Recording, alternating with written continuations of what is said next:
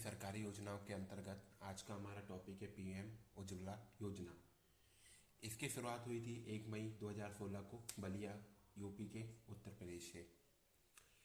मंत्रालय इसके जिस मंत्रालय के अंतर्गत आता है उसका नाम है पेट्रोलियम एवं प्राकृतिक गैस मंत्रालय के अधीन आता है।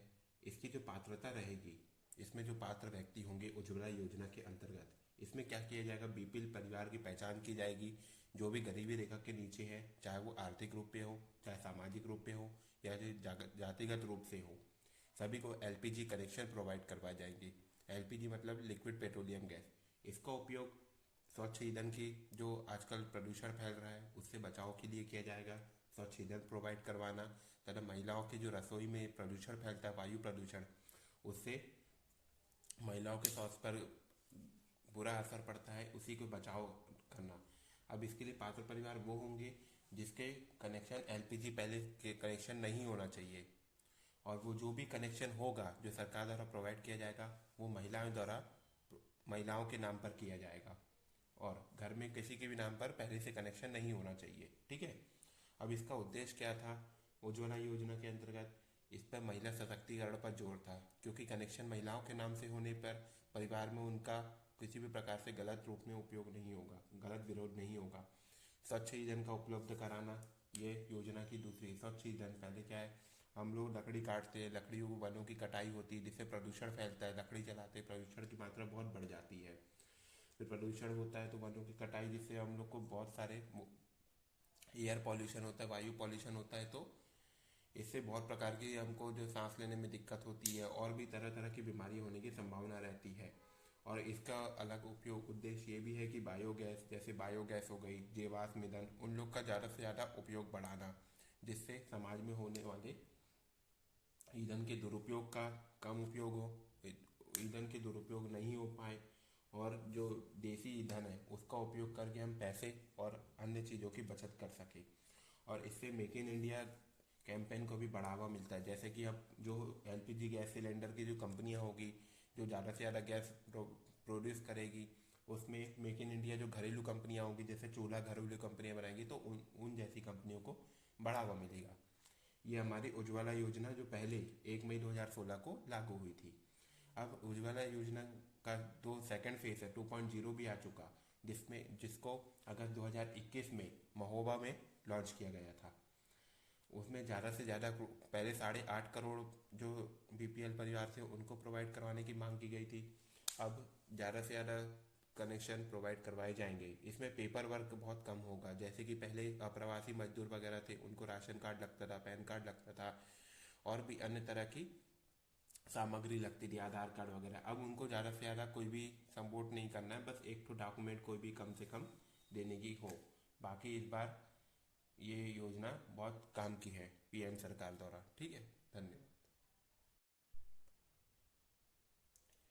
पीएम आवास योजना जो शहरी है, वो उसकी शुरुआत हुई 25 जून 2015 को। इसका जो मंत्रालय, जिस मंत्रालय के अंतर्गत ये आता है, उसका नाम है आवास एवं शहरी गरीबी उन्मूलन मंत्रालय। इसमें क्या किया जाएगा, ईडब्ल्यूएस तथा अन्य पात्रता जो गरीब है, पात्रता प्राप्त लोगों को जिसकी खुद की ज़मीन है, उन्हीं की ज़मीन पर कच्चे मकानों को तोड़कर उनकी सहायता राशि के माध्यम से सरकार द्वारा जो सहायता राशि दी जाएगी, उन पर अपनी ज़मीन पर पक्के घर बनाकर देना। ज़मीन खुद की होना चाहिए। इसमें ईडब्ल्यू गैस कैटेगरी के लिए अलग अलग जो सहायता राशि उसकी घोषणा की गई, जो 1.5 लाख से 3 लाख तक होनी चाहिए।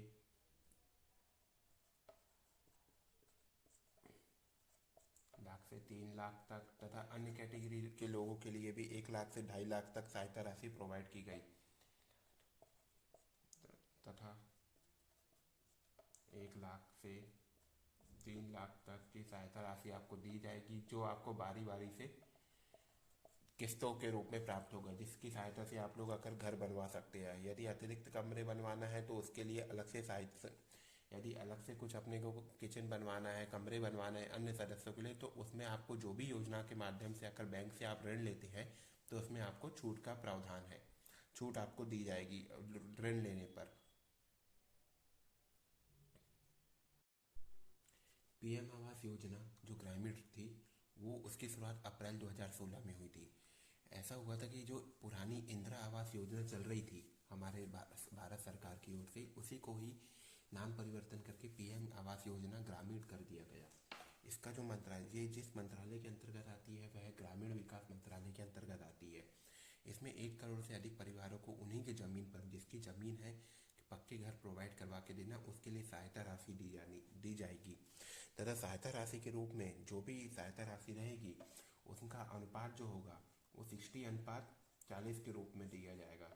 60:40 में, मतलब ये वाला जो देगी 60, जो पैसा देगी सहायता राशि, वो भारत सरकार के द्वारा दिया जाएगा, और ये राज्य सरकार के द्वारा 40% का, ये परसेंट जितना भी ये सहायता राशि अनुपात रहेगा सहायता राशि का, ये दिया जाएगा,